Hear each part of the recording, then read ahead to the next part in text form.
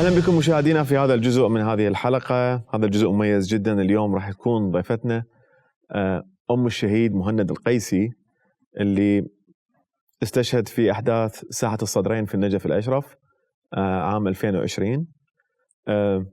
راح نسمع من عندها هواية تفاصيل بخصوص هذه الحادثة وأشياء أخرى أيضا تتعلق بها شخصيا وبعائلتها وبما جرى لهم بعد هذه الحادثة وكيف تغيرت حياتهم. أم مهند، أنا جدا سعيد وفخور وأتشرف بوجودك ويانا، وشكرا جزيلا لأنه جيت ويانا اليوم. وأريد أول شيء أسألك وأريدك تحكي لنا بشكل عن الحادثة شلون صارت، لأنه ربما بعض الناس ما يعرفون، وأنا متأكد الأغلبية يعرفون الحادثة شلون صارت، بس أريد أسمع من عندك شنو اللي صار بحادثة ساحة الصدرين. بالبداية عليكم السلام ورحمة الله وبركاته. الحمد لله على كل حال. نحكي كل شيء ولو يعني إنه هذا يأثر علي، بس لازم يعني هاي الحقيقة تنعرف للعالم كلها. بس هي يعني الأحداث هواية والحكي هواية، فلازم يعني يكون متسلسل أكثر، إنه نبديها إنه شلون مقتدى يعني راد إنه يكسب المظاهرات إلى يعني من قرر إنه يوقفها، من طلع جماعته ومرهم بمليونية وبعدين سحبهم، وشاف الساحة إنه بقى بيها شباب، فقرر هو ينهي يعني المظاهرات بطريقته. يعني هو كان مشتري زارع جماعته بالساحات ومشتري المنصات، وكان إنه مأمن وواثق يعني كل الثقة إنه هي الساحات كلها إله. من رشح هذا أنا جاي أنسى اسمه، هذا محمد علاوي العفو. من رشحه وشاف رفض من الشباب، قرر إنه ينهي الساحات. زين، فبدأ هو ببغداد بساحة التحرير وبالمطعم التركي، ورجع على الحلة أتذكر، وبعدين بالنجف يوم قبل حادثة 5/2 يوم 3/2 بالضبط، يعني هجموا على طلاب جامعة الكوفة. من هجموا يعني عليهم، ضربوا الطلاب المعتصمين باب الجامعة. من رشحة فتفاجئ انه الساحات بقت، وتفاجئ انه الشباب رفضت. زين، فنوى انه ينهيها بطريقته الخاصة اللي هو حسب ما سماها انه سوى لهم جرة اذن. يعني دخل ضرب الطلاب الجامعة. حتى بوقتها سود عليها نودي كان وياي، يعني مهند وياي بالمدرسة، يعني قال لي ماما اليوم هجموا على الطلاب اللي باب الجامعة، يعني هو طالب وياهم، فكانت اكو عندهم خيم بباب الجامعة، وخيمة مهند كانت بالساحة هو وأصدقائه، فضربوا الطلاب. فيعني كلش هم يعني انقهروا بوقتها انه ضربوا الطلاب واعتدوا عليهم بهاي التواثي مالتهم أصروا الطلاب إنه يبقون، والساحة أصرت إنه تبقى. قرر إنه يدخل للساحة، قال لهم بقتها المحافظ مال النجف قال إنه إذا تبقون بساحتكم للثوار، إذا تبقون بساحتكم فإحنا نأمن لكم إياها، إنه أنتم ما عليكم، بس أنتم لا تسدون شوارع لا تسدون دوائر، ما لكم علاقة، إنه بس عندكم هي ساحة الاعتصام تبقون قاعدين بيها.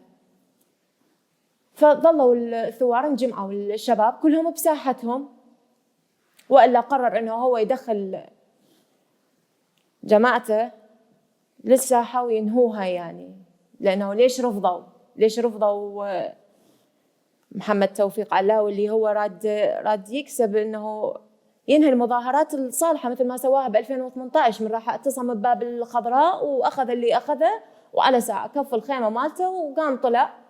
زين، فهاي المظاهرات هم عبالة إله إنه الساعات اللي قالوا طلعوا ماكو وطن ماكو دوام ماكو وطن، وبعدين قال لهم كافي يلا رجعوا الدوام ورجعوا الدوائر. فتفاجئ إنه الشباب لا، طلعت الساحات إنه مو إله. زين، وإنه هو محدد بجماعته هذول مال روحوا وتعالوا، هذول كانت يعني فئة معينة. فقرر انه ينهيها بطريقته الخاصه. فمن دخل القبعات الزرق شكل هذا الفريق القبعات الزرق بوقتها. كان اعتقد احنا كان دوامنا ظهري انا ومهند بالمدرسه، فباوع من باب المدرسه قال لي ماما شوفي هذول القبعات الزرق انتشروا هنا بالتقاطعات. قلت له هي اصلا الشوارع مفتوحه واعتصامات ماكو، يعني هم الشباب بالساحه فما لنا علاقه بهم. حتى قلت له وقتها الله يكفينا شرهم ان شاء الله.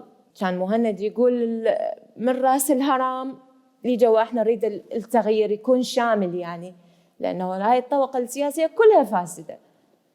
يعني ما كنا ضد مقتدى بس، زين احنا كنا ضد هاي الفئه الحاكمه اللي صار لها 17 سنه هي ما سوت شيء، واللي مقتدى هو دخل نفسه بنصهم وهو كان يطالب بالاصلاح، وانا ما شفت من مقتدى اي اصلاح. يعني الاصلاح اللي شفناه من مقتدى انه هو يعني صار 17 سنه يصيح اصلاح ما شفنا منه.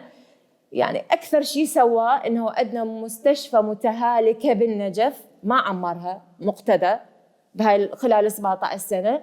كان اسمها مستشفى صدام، بس غير الاسم من مستشفى صدام الى مستشفى الصدر. هاي اصلاحات مقتدى بالنجف، بالاضافه الى الاستثمارات زين والاراضي مال النجف والدوائر وكلها، انه مقتدى الصدر انطاها استثمارات. هاي اصلاحات مقتدى بخصوص النجف. فحدود الأربعة بحدود الخمسة حسيت مهند يعني تخربط وضعه، قام يتحجج يريد يطلع من الدوام، ساعة يقول لي راسي يوجعني، ساعة يقول لي ما له خلق، انه كان يريد يطلع من المدرسة. فأنا قلت له ماما ما ظل شيء يخلص الدوام حتى نرجع. رجعنا للبيت، مهند يعني أمن انه رجعني أنا وخواته للبيت. مهند طلع يعني طفر من السطح، طلع مهند أنا ما أعرف بيه، راح للساحة. كان هجومهم على الساحة من ساعة 4 من بدأ مهند، قلت لك حسيت بيرتبك أو شيء، إنه سمع إنه الساحة هجموا عليها الصدريين. كان هجومهم إنه يريد يدخلون للساحة. الشباب بالساحة رفضوا إنه محمد توفيق علاوي إنه يكون رئيس وزراء بوقتها ويترشح، فيقول لك إنه مقتدى هو الرشحة، ما شنو إحنا نخلي جماعته يدخلون للساحة. زين هم داخلين للساحة إنه هم يردون عندهم مرشح وخلص، إنه رشحه هذا كون ننهي المظاهرات وإحنا نقبل بهذا المرشح اللي هو رشحه مقتدى وكون خلص. الشباب رفضوا، منعوا الصدريين إنه يدخلون للساحة. صارت اشتباكات بيناتهم، صار ألفاظ يعني أهل التواثي والقامات ضربوا هم الشباب، بدت يعني بيناتهم احجار وتواثي. انه دخلت الفئه اللي شايله سلاح الملثمين، زين بداوا يطلقون نوب الرصاص الحي عليهم. استخدموا كل انواع الاسلحه، استخدموا الرمان، استخدموا صجم، استخدموا رصاص حي، استخدموا كواتم. زين ما خلوا شيء، يعني كانه هيك حاقدين عليهم. واللي يقتلني انه الجهات الامنيه كانت موجوده، زين انه موجودين القوات الامنيه محوطين الساحه. القوات الامنيه ما عندها سلاح وجماعه مقتدى دخلت بسلاح، ضربوا الشباب وقتلوا بيومها 7 من ضمنهم مهند، وتقريبا 105 أو 125 جريح كانت بوقتها. زين واستولوا واحتفلوا، زين انه واقفين يم صورة ابو هاشم، حي الله ابو هاشم، طقطقناهم الجوكرية، قتلناهم، هاي الساحة صارت لنا، فرغناها. واستولوا على الساحة 3 أيام ما يخلون احد يدخل لها الصدريين، وخلي يطلع واحد يقول هذا الكلام مو صحيح من عندهم، اتحداهم.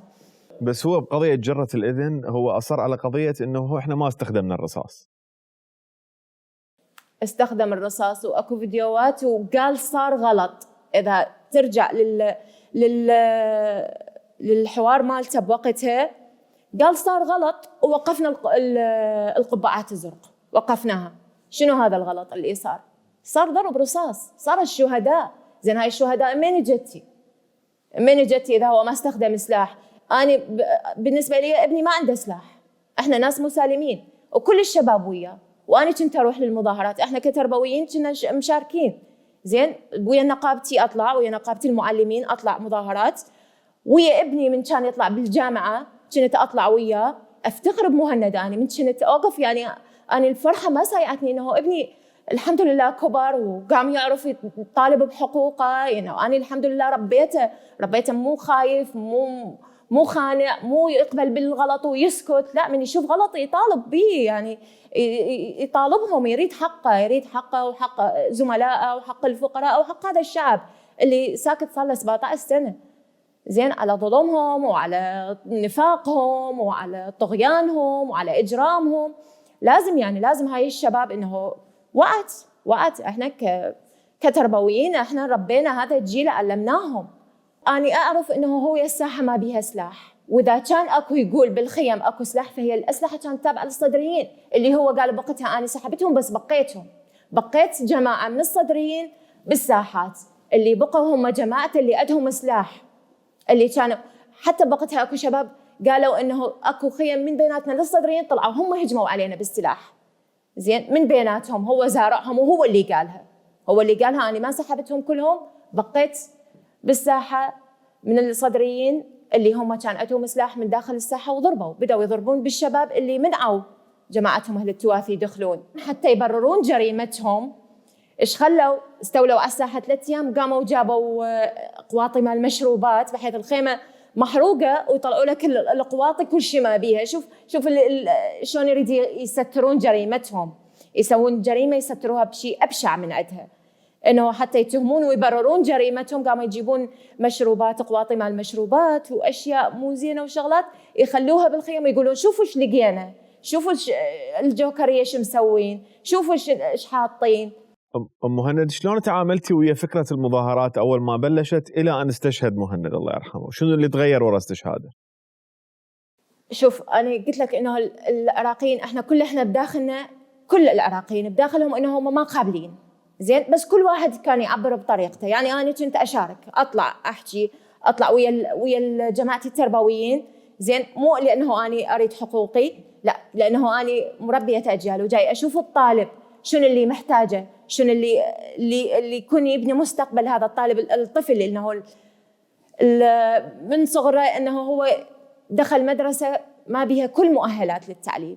فمن طلعت اني كان عندي هدف انه ادافع عن حقوق الطلاب وحقوق الكوادر، طبعا اللي المحاضرين مثلا، اللي انا كمديره مدرسه عندي محاضرين 2 3 يداومون بدون اجور، بوعود من الدوله انه احتمالي انا نعينكم، راح نعطيكم اجور، ويسوفوهم هذول كل سنه يداومون بدون اجور دوام كامل، وهم كل حقوق ما عندهم. حتى من استشهد مهند اذا كنت انا اطالب بحقوق، هسه لا، انا بعد هاي القضيه صارت اكبر، انه صارت حقوق زين. انا قبل كنت من اشوف بالفيديوهات، من اشوف يطيح شهيد اني قلبي ينمرد عليهم زين. ايش حال ما هسه انه صارت القضيه قضيه مهند وشباب وهوايه. يعني انا من اطلع هسه اطلع اريد هم حقوقي وحقوق ابني اللي طلع عليها، مطالبه اللي طلع عليها زين، واطالب بدماء الشهداء، دماء الشهداء هاي اللي سقطت وهي بدون ذنب، ما عندهم كل ذنب، انه كل ذنبهم انهم شالوا العلم العراقي وطلعوا بقمصانهم البيض يدعون يردون يسترجعون وطنهم اللي انسلب من عندهم زين. فاني مستمره لحد الان، مستمره ويعني ان شاء الله. انت صرتي واحده من ايقونات ومحركات الغضب الشعبي اللي صار واللي دا يصير. شلون تعاملين ويا هاي المسؤوليه؟ اليوم صارت عليك مسؤوليه من نوع معين، او اللي انفرضت عليك بالاحرى، لانه قبل كنت متظاهره ربما حالك حال الالاف، بس اليوم صار اكو غير مسؤوليه عليك. فشلون تتعاملين ويا هاي المسؤوليه؟ يعني كنا نباوع عليك ترى بالمناسبه. شوف يعني اني كلش اتاذى من اشوف الشباب انه هم، شوف احنا لا نقدر اقول لهم توقفوا لان احنا قضيتنا صارت قضيه كبيره، ولا اقدر اقول لهم استمروا خوفا على حياتهم زين. فاحنا يعني احنا باقين وياهم، بس اللي اطلبه منهم انه ينظمون نفسهم زين، انه يوحدون صفوفهم، انه يعني هسه اكو احداث تصير بالنجف. انا ذيك مره من صارت الاحداث ضد المحافظ طلعوا، فاني من سمعت الطلق والرصاص، انا بيتي قريب على الساحة بوقتها ما قدرت تقوم. طلعت وقفت بين القوات الأمنية وبين الشباب المتظاهرين. يعني شوف الطبقة السياسية شلون فاسدين هذول اللي يخلون القوات الأمنية تنصدم ويا الشباب وهم خاتلين. زين من وقفت بيناتهم قلت لهم ليش؟ يعني شنو السبب؟ هذا دا شوف انه ما عنده سلاح، وانتم طبعا القوات الامنيه اللي واقفه بالبدايه ما عندهم سلاح، كان اكو الرصاص.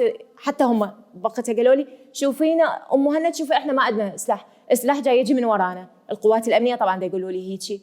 زين السلاح دا يجي من ورا، اكو ملثمين زين كانوا وراهم هم اللي يضربون على المتظاهرين. فالقوات الامنيه صارت يعني بين ذولا وبين ذولا يعني محتارين. الشباب هايج ما يقدر، دا يشوفون انه دا يقمعوهم ويقتلوهم، ذولا دا يزيدون اصرار. زين فاني اريدهم انه يحافظون على حياتهم تهمنا، العراق يحتاجهم. انه احنا مو نروح، مو قضيتنا قضيه محافظ فاسد، قضيه اكبر. القضيه اكبر انه احنا عندنا طبقه سياسيه كبيره هاي متغلغله، قضيه تدخل دول عندنا بشؤوننا. فاحنا من ننطي الدم هيجي، احنا قضيتنا صارت قضيه دم وحقوق. فلازم انه نكون نرتب اوضاعنا،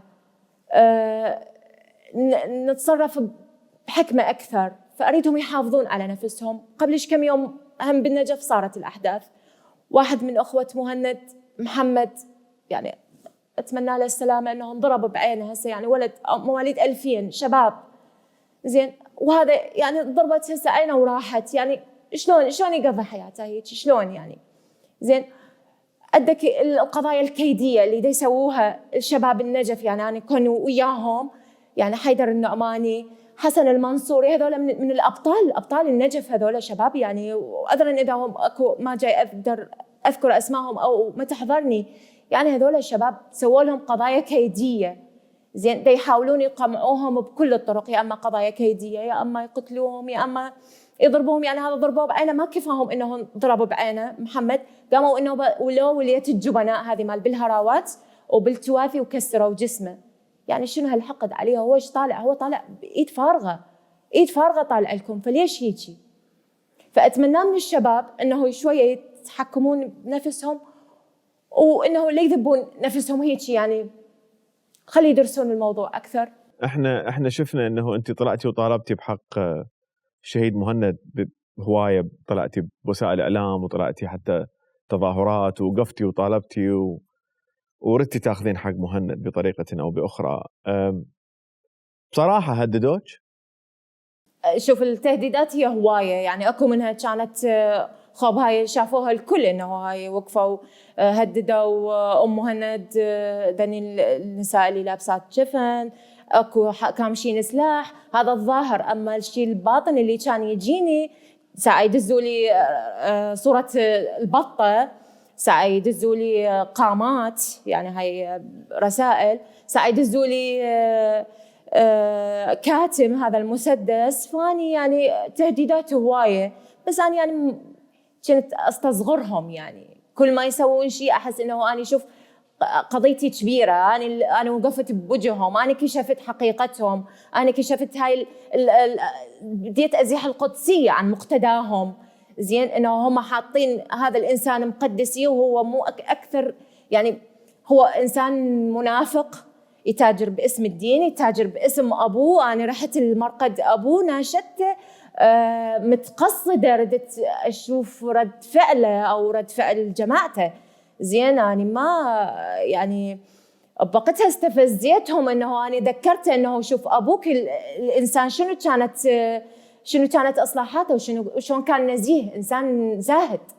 زين وشوف انت وضعك، اللي هو انه اذا واحد قال لك لا تحاربوه وتشوهون، شنوا علي حمله تسقيط وحكي ومنتميه لفلان ومنتميه لعلان، وساعه يدزوا لي هاي الطالب بقميص عثمان، وساعه حمالته، يعني اشياء. يعني شوف هاي الجيوش الالكترونيه اللي عنده، اللي بدأوا انه ذولا ما يشتغلون اذا ما يجيهم امر. زين فاجاهم امر انه احنا ما يقدرون، انه هددوا هاي التهديدات اللي على الفيسبوك، او انا متاكده انه اذا ما يجيهم امر ما يسوون هذا الشيء. زين، فاجاهم امر انه تهديدات انه بتسقيط على مود الشارع، انه يشوفون انه ساعه يحطوا يقولون منتميه لفلان حزب، ساعه يقولون منتميه. فهاي الاشياء كلها انا قضيتي واضحه. زين، انا مره اطالب بدماء الشهداء اللي هو قتلهم. زين، خلي يطلع مقش. كم مره طلبت من ابدا انه يواجهني. زين، ليش ما اجت الشجاعه انه يطلع يواجه، يقول يابا انه اني ما مسؤول عن هاي قضيه ساحه الصدرين، زين، اللي كشفت بيها. زين، طالبته حلفته بدم ابوه.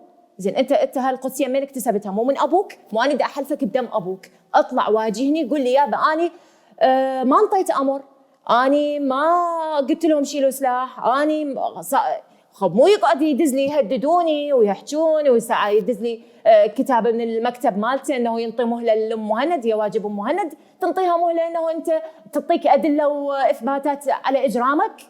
ليش هو اكو واحد بالنجف ما يدري؟ ليش اكو واحد ببغداد بساحه الحريه ما يعرف انه بساحه التحرير ما يعرف انه جماعه مقتدى هم اللي شمروا الشباب من المطعم التركي واستولوا عليه؟ شنو انت جاي تقشمر علينا، تقشمر على نفسك، تضحك على منو تضحك؟ على منو تضحك انت؟ لو انت ساكته وما مطالبه بحق مهند، تعتقدين كان هسه انت موجوده ببيتك ومطمئنه وما حد يمك وما كان هددوك وما كان صار كل اللي صار؟ هاي اللو انا ما مفكره بيها، لانه مو انا اللي اسكت ولا مهند اللي سكت. زين، ويجوز يعني اني من جتني تهديدات انتقلت من بيتي تركته، قعدت ببيت اهلي جتني تهديدات تركته، قعدت ببيت اخويا جتنا تهديدات وتركنا البيت.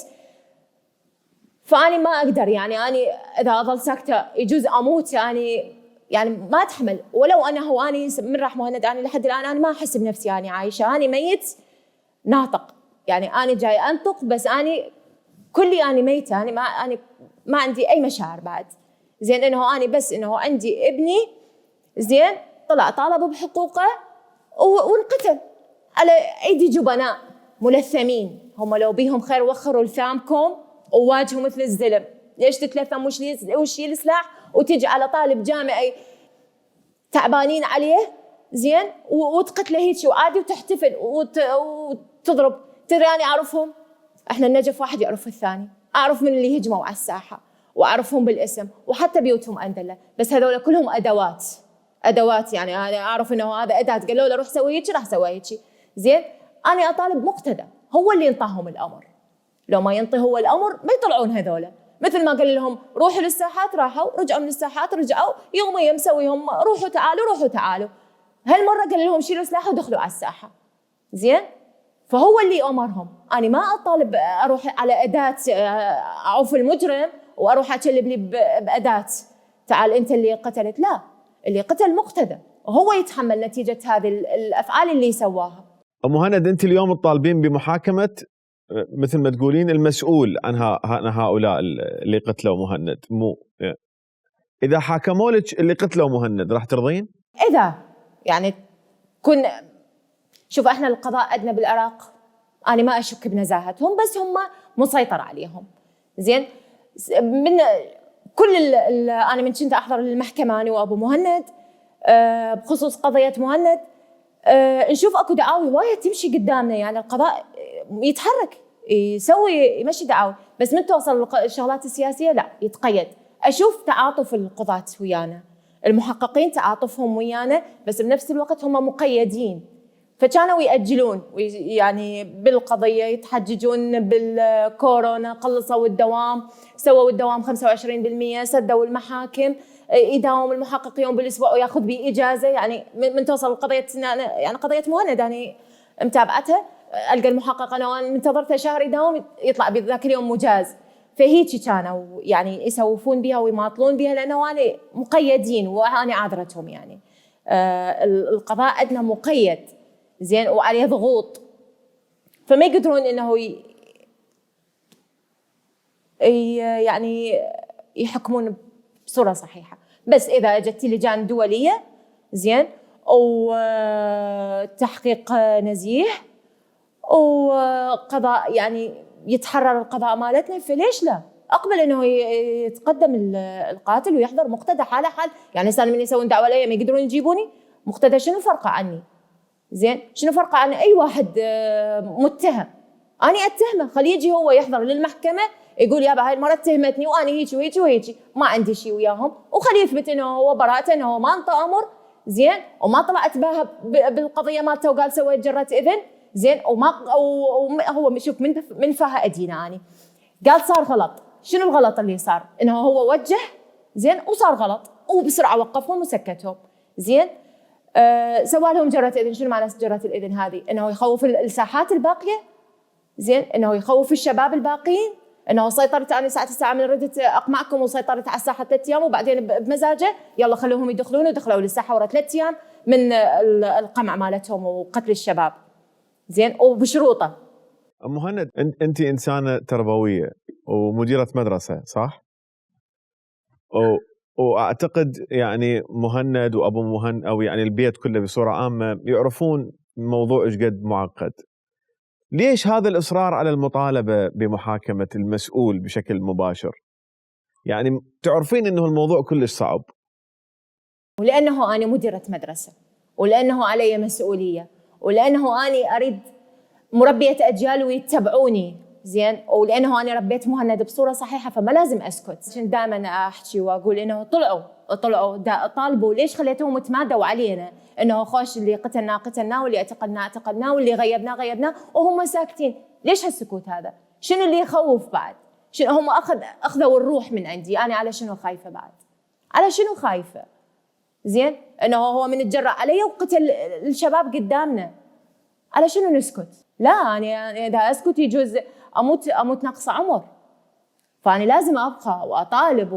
وعلمت بناتي قلت لهم اذا صار علي شيء انت نطلع النوبه تداعن بيا وباخوتن وبحقوقتن زين، وما تنتهي يقتلون بناتي، فاحنا باقين ومطالبين. وادعو جميع اهالي الشهداء كلهم انه يطلعون يطالبون بحقوقهم بحقوق اولادهم زين. انتم اولادكم طلعوا قضيتهم قضيه حق، فلويش وراح ابني اولادكم راحوا هذا انه فخر انه ابني يعني من راح ما راح بقضيه مو زينه واسكت واضم راسي. لا بالعكس، ابني من طلع وطالب بحقوقه اني افتخر به، ومن راح شهيد الحمد لله وشكر. ابني راد وطن، الله انطاه جنه. فليش اني اكون ساكته وخايفه وخانعه وخاضعه؟ مقتدى يخوفني؟ لا والله ما يخوفني، لا هو ولا الاكبر منه ولا اللي دازه ولا اللي خلاه اداه بيده. انت شفتي قصه ابو علي كاسب الله يرحمه، هنيئا له انه ما سكت وظل يطالب بابنه زين لحد ما شافوا انه هذا ما يقدرون يسكتوا الا بهاي الطريقه. هنيئا له انه نال هذا الشرف، انه من قتله وهو يطالب بحقوقه وبحقوق ابنه. زين انتم قتلتوا ابنه، سلموه اياه، قولوا له هذا قتلنا، ليش انتم لا انتم اللي مسلميه اياه جثه ولا انتم اللي منطيه اياه؟ لانه كشفهم وعرفهم وقال سلم اسمائهم او عرف الجهه هي هاي، فقالوا ماكو غير انه نقتله ونقص راس وقطع خبر. بقى سؤالين عندي، احنا نصنفج ام مهند المحتجه لو مهند ام الشهيد؟ يا هي اللي تريدين نصنفج بيها او نطلق عليك؟ ام الثوار والشهداء. أنا أم لكل شهيد وقع يدافع عن حقوقه وحقوق أهله، وأم للثوار كلهم وأساندهم ووياهم، وإذا طلبوا مني أنه أطلع هسه وياهم فأني أطلع وياهم حتى أحميهم، وإن شاء الله هو الله يباوع علينا. بنعم أو كلا راح أسألك سؤال ما أريد أطب بالتفاصيل مالته. أنت اليوم بهذه المعادلة أنت ضحية، أنت خسرتي ابنك استشهد، اثنين راسكم ساكنين في محافظة واحدة، يعني الطرف الآخر خلينا نقول، أنت اليوم هاربة والمتهم قاعد ببيته. هي هذا عراق الصدرين اللي يوعدنا به مقتدى الصدر، إنه الضحية واللي مسلوبة حقوقه واللي يدافع عن حقوقه يكون هارب ومتخفي، والمجرم يمشي ويتباهى وبطوله وينشر قواته ويهدد زين ويحكي وهنيئا إلى هاي الدنيا الفانية، هنيئا إلى شو يريد يعيش مقتدر 100 سنة 150 سنة أول وتالي هو رايح، فأكو ربي يحاسب. أم مهند كلمة توجهيها للطرف الآخر. الطرف الآخر اللي مقصود بمقتدى الصدر، اللي ماكو بيني وبينه أي حوار، زين أنه أنا صاحبة حق وجاي أطالب بحق ابني وحق الشهداء، دماء الشهداء، فأريد يطلع حتى أنه أني يجوز بذاك الوقت أنه أترك أو ما أداعي بدم الشهداء، أنه يطلع يقسم لي بدم أبوه، أنه دم أبوه اللي نال القدسية من عنده هو، أنه يطلع يحلف لي بدم أبوه أنه هو ما انطى أمر بقمع الشباب بساحة الصدرين. بذاك الوقت أنا راح أنه ما أتهمه بعد، زين، بس أبقى أطالب بحقوق الشهداء وبحقوق اللي طلعوا بيها الثوار المتظاهرين. كلمة أخيرة تحبين تقوليها للشباب؟ أقوم حافظوا على نفسكم، قضيتنا كبيرة وطريقنا طويل، وهاي الطبقة الفاسدة هي عمرها 17 سنة، فنحتاج وقت حتى نقلعها، فأريدكم تحافظون يعني على نفسكم أكثر، ولا تعطوهم مجال يتدخلون بنفسكم ويزرعون الفتن حتى يخلخلون بيناتكم، يعني مثل ما يسقطون بيكم ويحجون عليكم، فلا تسمعون. أنتم قضيتكم واضحة ومعروفة، وأنتم طالعين تدافعون عن حقوقكم ومصلحة بلدكم، والعراق يحتاجكم وإحنا نحتاجكم. أنتم اللي تبنون العراق، أنتم اللي تهيئون للأجيال القادمة، أنتم اللي التاريخ راح يذكركم وراح يدين القتلة. أنا فخور جدا إنه أنا قدرت أتكلم وياك وأنقل صوتك للناس، وإن شاء الله كلماتك توصل. شكرا جزيلا أم مهند. اللي صار وياك صار تقريبا ويا أغلب العراقيين، ويا هواية من العراقيين بمختلف الحقبات الزمنية، وأنتي ما سكتي وقعدت تطالبين. احنا كنا ولدك وكنا اخوتك وتعتبرينا اعتبرينا واحنا اهلك، وداير مدارك ان شاء الله ما نتخلى ان شاء الله. شكرا جزيلا وشرفتينا اليوم. الله يخليك، شكرا جزيلا لكم. شكرا جزيلا مشاهدينا، اشوفكم حلقة جاية. تصبحوا على خير.